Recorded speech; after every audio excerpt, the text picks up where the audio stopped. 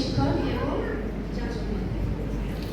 Joaquin নিয়ান্ডার যখন 21 বছর বয়স, তখন তিনি তার দুজন বন্ধুর সঙ্গে একটি স্থানীয় গির্জায় যান সেখানে নতুন যাজককে উপহাস ও সমালোচনা করতে। তবে তার পরিবর্তে সুসমাচার প্রচার শোনার পর তিনি খ্রিস্ট ধর্ম গ্রহণ করেন। 1863 সালে ক্যাথরিন উইকওয়ার্থ এই গানটি জার্মান থেকে ইংলিশে অনুবাদ করেছেন। এই গানটি 1680 সালে প্রকাশিত হয়েছিল এবং এই একই বছরে মাত্র 30 বছর বয়সে জোয়াকিম নিয়ান্ডার যক্ষ্মায় আক্রান্ত হয়ে মারা যান। নিয়ান্ডার 60টিরও বেশি হিম লিখেছিলেন এবং জার্মান গির্জার